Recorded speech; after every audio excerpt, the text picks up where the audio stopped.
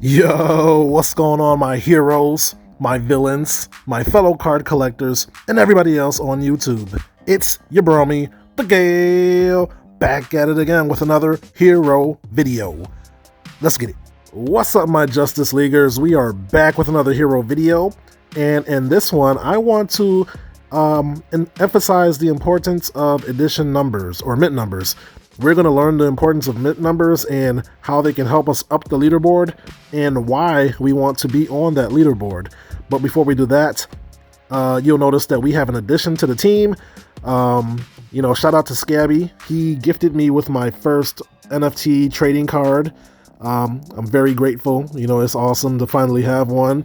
I don't have to wait for my packs to get here before I got one, so that's cool. It's really it grows on me every day. Like, it's really cool. I can't wait to start my collection.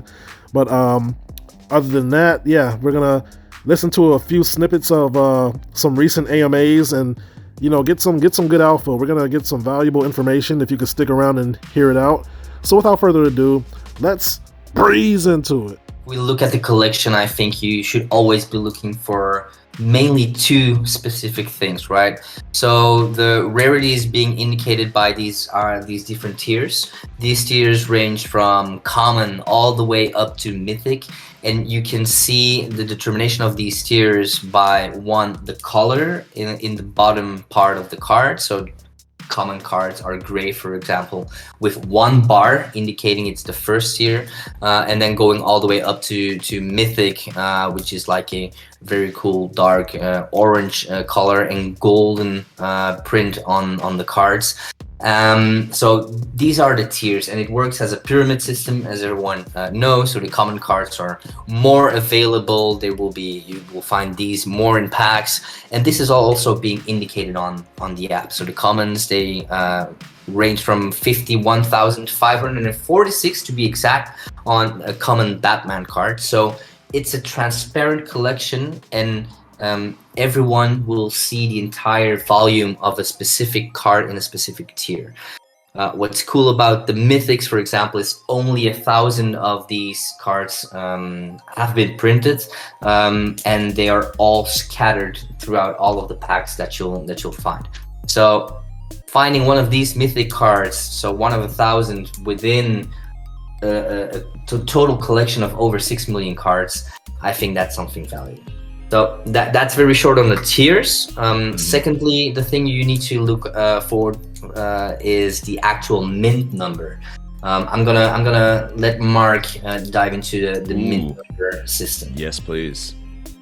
Yeah, absolutely. So as Miguel said, one of the drags of being a physical card collector, especially anyone who collected through the 90s, is that you never really knew the circulation of and how much of anything was being printed.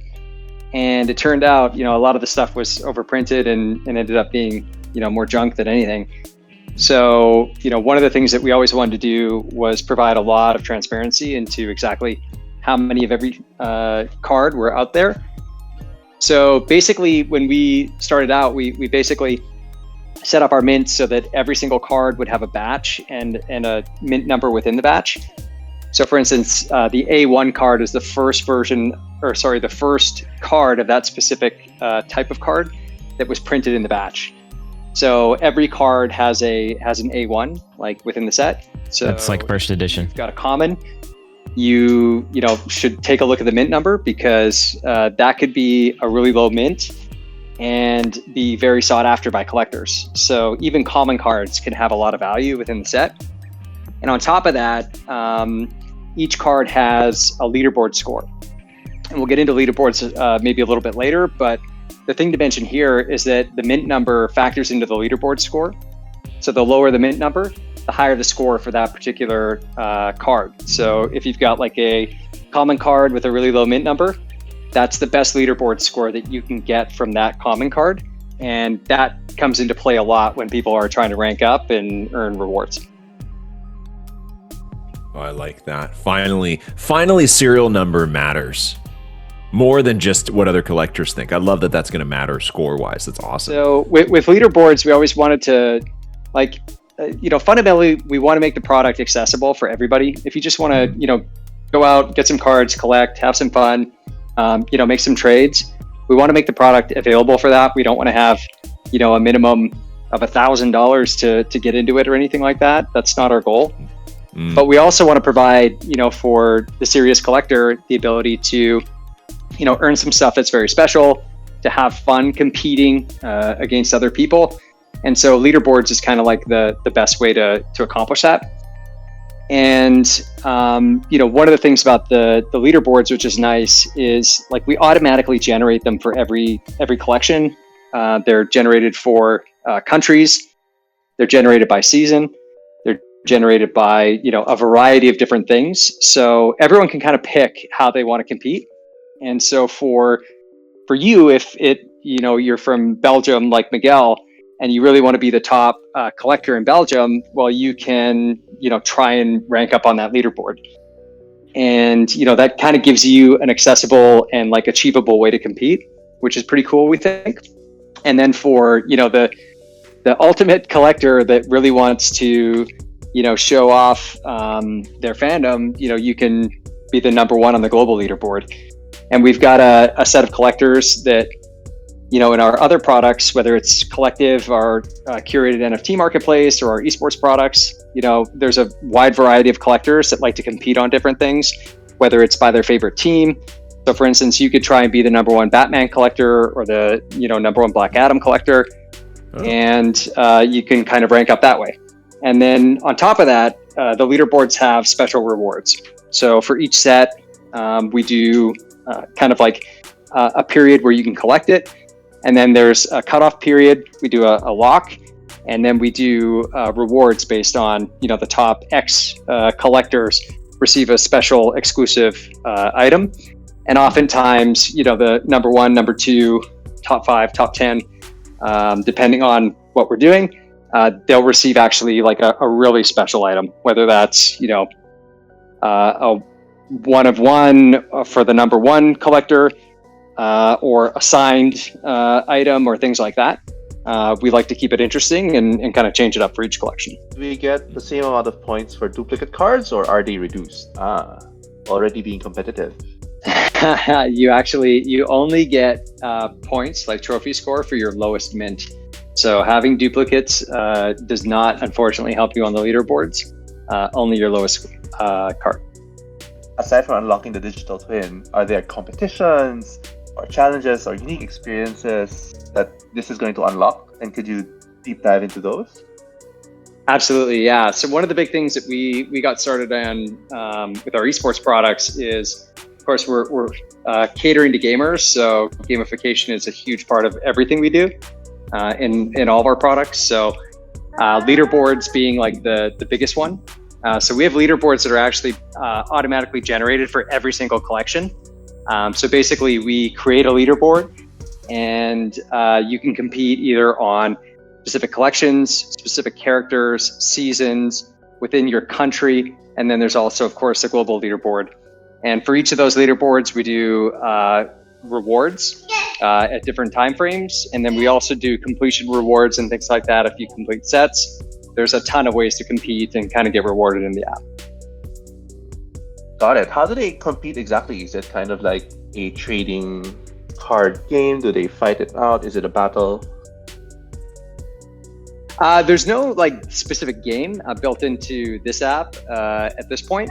We do have that in our Counter-Strike app. We actually have a game integrated. It's more like a simulation game.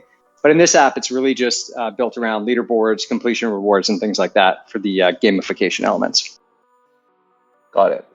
Okay, so completing something like the Justice League set will give you more points for the leaderboard. Is that right? Yeah, so that'll give you a completion reward. And then for the leaderboards themselves, every single card has a trophy score based on that card's rarity tier. So, like mythics would be the highest, commons would be the lowest in the rarity tier. And then you also get a higher trophy score for a low mint number. So even if you get a common card, if you get like an A1 common card, that can be very, very valuable because people who want to compete on the leaderboards, they use that to increase their leaderboard score.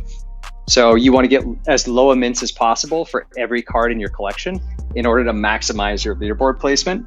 And so that creates this like fun game of people really having to grind out like trades in the marketplace and stuff like that. So it gets pretty exciting, especially right before leaderboard locks for big completions and big like exclusive giveaways for cards and things like that, because everybody's got to get their trades in kind of last minute, and we kind of make community events out of them too, so it's a lot of fun.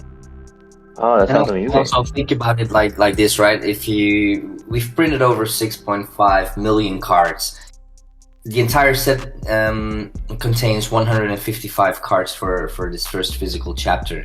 So there's only 155 A1s in the physical set, which is even lower than our mythic tier, for example. So just making that calculation makes it very worthwhile looking for the very low mint numbers. And correct me if I'm wrong, Mark, but I think everything below A100 is being regarded as a premium mint in the app and also gets recognized like that. So it's really worthwhile looking for the lower mints. Everything sub 100 is very clean, yeah. Absolutely, and there's usually a lot of celebration whenever an A1 is found out in the wild too. There's a lot of fanfare. Oh, what's an example of a celebration that you found interesting? So basically, if you check our CS:GO product out on Twitter, you can see a lot of people sharing low mints and stuff like that they find out in the wild, or rare cards, and the Discord community as well. If basically you join Discord, you can see we have a bot set up that actually announces every time a low mint number is found. So that's another place where you can get some notoriety for getting those. And of course, if you do get something rare or low mint or something like that, you can always put it into your showcase on your profile, so that other collectors can check it out and kind of oogle over your really rare and low mint stuff. Got it. And when you say it's found in the wild, is it only through packs that they get this, or are there other venues that they are able to find rare cards or something interesting? Yeah, so today it's through packs or through basically the secondary market trading, or the other way to get mints, especially low mints, is through these completion rewards and also the leaderboard rewards. So like, for instance, if you get a leaderboard reward, if you're like a top 100 or something like that for a collection, let's say you finish number 10, you'll get the number 10 mint for that reward card. So if you're number 1, you get the number 1 mint, and so on. Ah, that's amazing. Okay, so definitely everybody would want to be number 1. Got it. Well, you'll have to compete with me, but good luck. Ooh, challenge accepted. Challenge accepted. I love it. Next is challenges. Could you tell us more about that? Like, is there seasonal or weekly things that they can do aside from leaderboards? Are there different challenges that people can look forward to? Miguel, what do you think? Yeah, I think our team is doing a great job crafting all of these different challenges. So we're not only sticking to leaderboard challenges, but you will hear more about what we have in store for you guys when it comes to challenges moving forward. Let's say everything will always be related to your fandom and to the passion. So keep an eye out for all of our social channels, and yeah. I hope the one that interacts with us the most can obviously win. So real quick, I just want to recap in my own words. We got a lot of good information in there. You're probably going to want to watch that a few more times. It probably didn't sink in like it should have. But anyway, so this leaderboard is important. It's going to allow us to get decent prizes. Depending on the particular week or gift, it might be like 1 through 10, or even just the top 3, or 1 through 100 on the leaderboard. But the important thing is low mints. Low mints are going to matter on this website or on this platform. Low mints naturally are going to be sought after just because people associate lower with better. But on this platform specifically, there are points associated with each tier, and the lower the number, the higher the points, which is going to get you to that top, like my man's Scabby right there. So another important factor to note is that duplicates will not help you get more points. You're only going to get points for your best card per category. So So that's going to encourage people to seek out the lowest mint per card. If I can get in here. So all these cards you see right here, like this one right here, I got a flash 18,000 mint right here. I'm gonna want to get a lower mint. I'm gonna want to search for a lower mint because only one card can count. One of these, I can only have one of these flash cards that counts towards my leaderboard. So that's huge. You know, there's going to be a lot of trading and giveaways because, you know, duplicates don't really help you. So other than that, you know, it's going to be fun. It's going to be fun. There's going to be a lot of action on this app once it really gets, you know, once people get their packs and stuff. And I'm looking forward to it. And yeah, like I said, rewatch that video if you need to. There's a lot of gems in there that could help us get a good head start, you know, above people who don't, you know, listen to this kind of information or watch my videos or other people's videos. So, you know, let's take advantage of that early start that we've given ourselves. So with that, let's move on. And that's the video, my friends. If you made it this far, thank you for watching. If you learned something or enjoyed the content, feel free to drop a like on the video and consider subscribing for more hero content like this. So yes, awesome stuff. I'm looking forward to it. Bullish information. Every time they have an AMA, it's just more exciting every time. So yeah, I mean, with that, I'm not a financial advisor. Nothing I say is financial advice because I am learning just like you guys.